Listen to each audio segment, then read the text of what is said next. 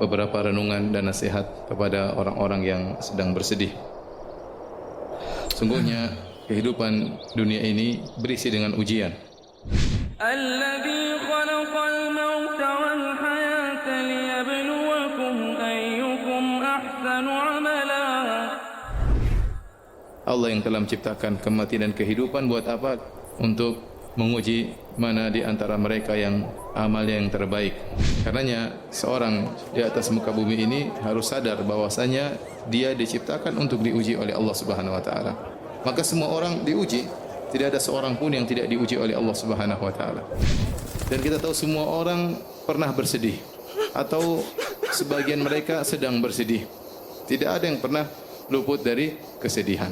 Dengan ujian yang bermacam-macam.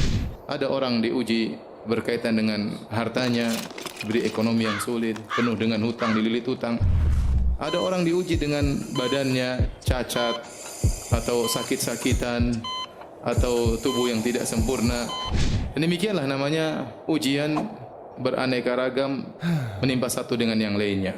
Memang berbeda-beda, ada yang ujiannya sedikit dan ada ujiannya banyak. Tetapi semua orang diuji oleh Allah Subhanahu wa taala. Dan siapapun orangnya, mau kaya atau miskin pasti diuji ya.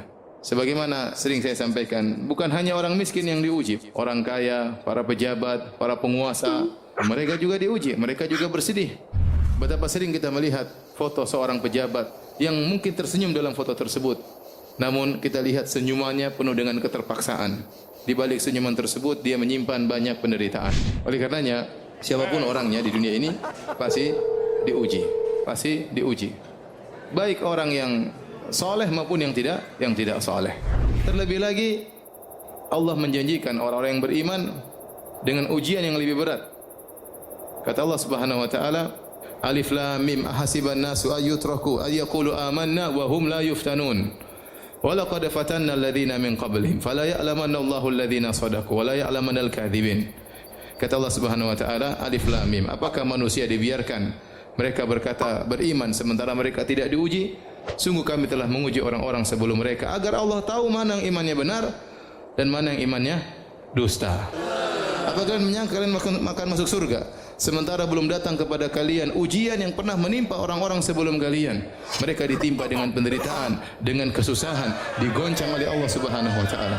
Jadi orang yang beriman justru dijanjikan ujian oleh Allah Subhanahu wa taala. Maka Imam Ahmad ditanya, kapan seorang beristirahat? Kata Imam Ahmad rahimahullah, sampai dia menginjakkan kakinya di surga baru dia apa? Istirahat.